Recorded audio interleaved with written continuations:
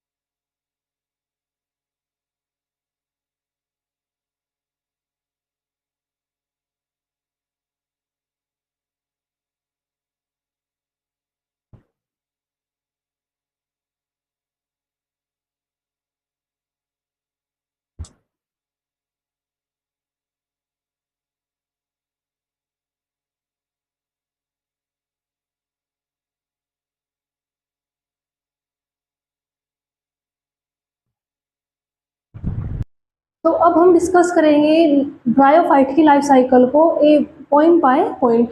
आप सभी बहुत ध्यान से और अच्छे से ध्यान से समझेंगे, चीज़ों को अपने रजिस्टर में नोट डाउन करते हुए भी चलेंगे। तो दोस्तों बहुत ही ध्यान से समझेंगे। तो हमने बात करी है लाइफ साइकिल ऑफ ब्रायोफाइट्स। जैसे कि हम पहले ही डिस्कस कर चुके हैं, हमको ये बात पता है कि ब्रायोफाइट में मेनली हमको 2 स्टेज देखने को मिलती है। एक को हम बोलते हैं गैमेटोफाइट, एक को हम बोलते हैं स्पोरोफाइट। तो यहाँ पर इसकी लाइफ साइकिल में बात स्टार्ट होती है इसके गैमेटोफाइट स्टेज की। और यहाँ आपको याद रखना है कि ब्रायोफाइट के अंदर जो उसकी गैमेटोफाइट स्टेज होती है उस स्टेज को हम क्या बोलते हैं, मेन प्लांट बॉडी बोलते हैं। मेन प्लांट बॉडी बोलने का रीजन ये होता है क्योंकि ब्रायोफाइट में जो गैमेटोफाइट होता है, कंफ्यूजन नहीं होना, ब्रायोफाइट अलग चीज है, गैमेटोफाइट अलग चीज है। तो ब्रायोफाइट में जो गैमेटोफाइट स्टेज है वो उसकी क्या होती है, प्रीडोमिनेंट होती है। रीजन बिंग क्योंकि गैमेटोफाइट वाला जो कंडीशन है, जो इसकी स्टेज है, ये क्या करती है, ये करती है फोटोसिंथेसिस। ये क्या करती है, फोटोसिंथेसिस करके अपने फूड को सेल्फ प्रिपेयर करती है। इसलिए हम इसको गैमेटोफाइट कंडीशन को क्या कह देंगे, इसकी प्रीडोमिनेंट कंडीशन बोल देंगे। ये आपकी मेन प्लांट बॉडी होगी। अब गैमेटोफाइट कंडीशन में ही जो गैमेटोफाइट स्टेज होती है यहीं पर इसमें प्रेजेंट होते हैं इसके सेक्स ऑर्गन। जो गैमेटोफाइट है ये आपकी हैप्लॉइड स्ट्रक्चर होती है। जब गैमेटोफाइट स्टेज हैप्लॉइड है तो सेक्स ऑर्गन भी उसके क्या होंगे, हैप्लॉइड ही होंगे। अब सेक्स ऑर्गन इसमें मेल सेक्स ऑर्गन भी प्रेजेंट होते हैं और यहाँ पर फीमेल सेक्स ऑर्गन भी प्रेजेंट होंगे। अब आपने याद रखना है कि ब्रायोफाइट इट मीन्स गैमेटोफाइट में मेल सेक्स ऑर्गन क्या है और फीमेल सेक्स ऑर्गन क्या है।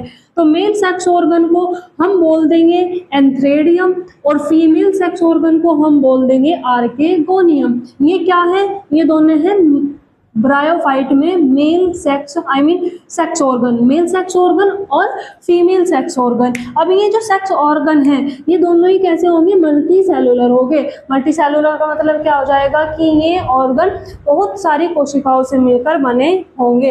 अब एंथ्रेडियम ऑलरेडी क्या है भाई, जब सेक्स ऑर्गन ही हैप्लॉइड है तो एंथ्रोडियम, सेक्स ऑर्गन एंथ्रेडियम की तो बोल रहे, तो ये एंथ्रेडियम भी हैप्लॉइड और आर्केगोनियम भी हैप्लॉइड। अब फर्टिलाइजेशन कराना है, सेक्सुअल रिप्रोडक्शन होगा यहाँ पे, और ये आप लोगों को पता है कि सेक्सुअल रिप्रोडक्शन कराने की सबसे पहली कंडीशन क्या है कि हमें क्या करना पड़ेगा, गैमेट का फॉर्मेशन कराना पड़ेगा। यहाँ पे हमें क्या कराना पड़ेगा, गैमेट का फॉर्मेशन कराना पड़ेगा। और नॉर्मल कंडीशन में हम क्या देखते हैं कि गैमेट फॉर्मेशन जो होगा वो कैसे होता है, मियोसिस के थ्रू होगा। नॉर्मल कंडीशन तो हम यहाँ पे ये देखते हैं, लेकिन ये मियोसिस होगा किसमें भैया, ये मियोसिस होता है हमारी डिप्लॉइड सेल में।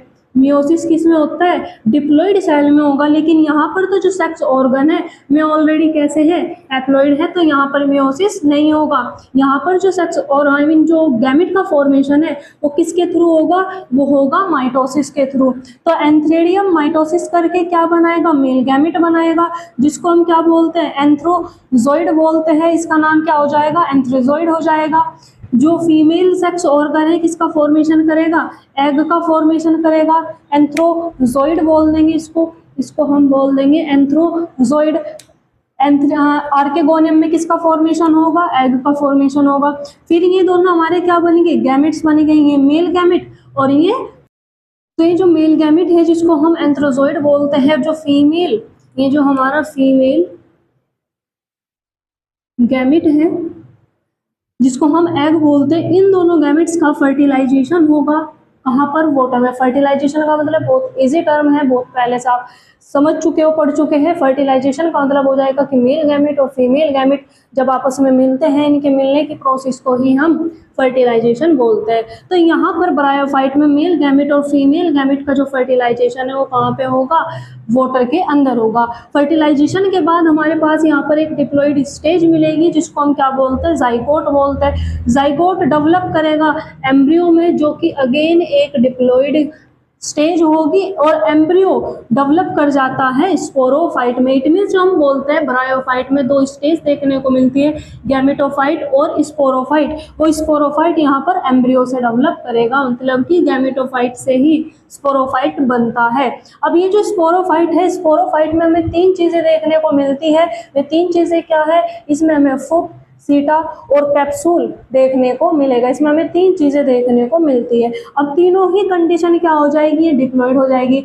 अब हम इसमें डिस्कस करेंगे कैप्सूल के बारे में। स्पोरोफाइट में जो कैप्सूल होता है, कैप्सूल के अंदर हमें स्पोर मदर सेल देखने को मिलती है। इसको आप इस तरीके से समझ सकते हो कि ये कैप्सूल है, इस कैप्सूल के अंदर यहाँ पर हमें एक सेल देखने को मिल रही है, जिस सेल को हम स्पोर मदर सेल बोल देंगे।